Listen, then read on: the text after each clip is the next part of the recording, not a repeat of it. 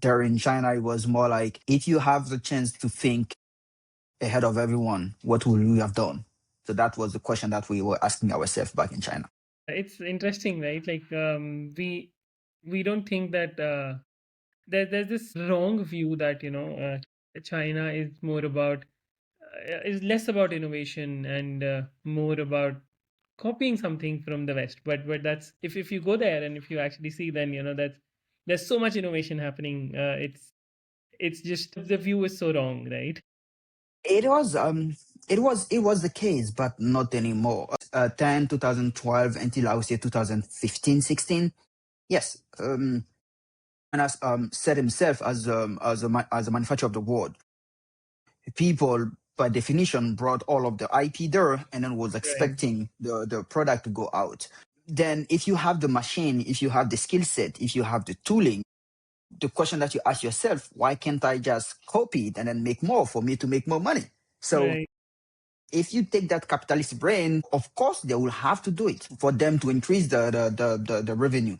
Then as they were doing it, as they grew on the production side, they realized that the next generation, the generation of young Chinese or young Chinese that came out of school, they was Right. trained on, I would say, on Occidental culture, like how MIT teach, how Europe teach design, etc. So they also have this new way of thinking that connect with the internet. Like internet give them access to a lot of experience that the European people have. So that enabled them literally that the capabilities of now being able to create that themselves, to innovate, and then use the manufacturing line that they have internally now to overpass or to overcome everyone.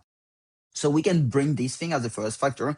The second factor will be now geopolitics. They have a government that actually subsidize all of these things, like really pouring money, pouring resources, pouring incentive on robotics, ML, machine learning and AI, renewable energies. So if the government like literally spending, giving you money to go try something for free, of course you will have these parts of innovation.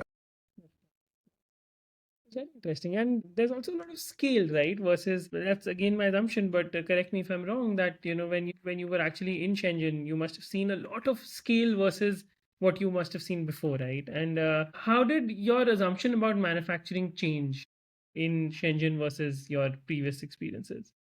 So when you build something or when you manufacture something out of China, you have this assumption of making everything right before sending it to the manufacturer.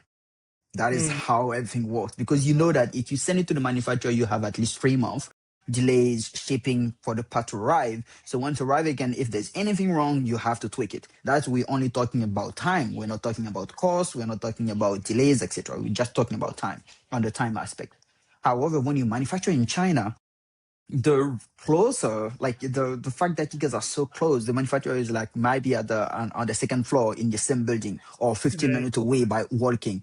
So the idea of having everything right is not the right way of thinking. It's more like a collaboration aspect.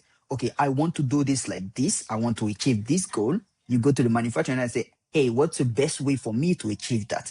So instead of you nailing down everything for in the engineering aspect, we call it having a pack and go, a version ready. So where you have the entire card, you have the entire drawing, you have the entire maybe assembly instruction, maybe that will come down the road, but the entire drawing and all of the specs ready, and then you grab this pack and go, and then you go to the manufacturer to OEM, say, here's my drawing, here are my CAD file, here's how you do things, then go do it.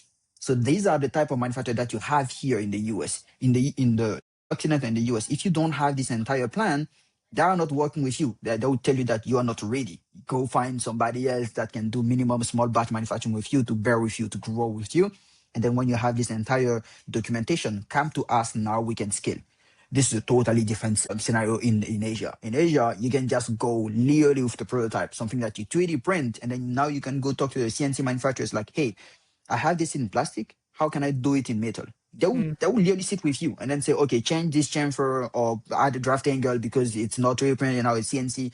So all of this knowledge, all of this learning, you might not have it, but the manufacturer is willing to course with you and to help you gain that. So this is that relationship that you have in Asia.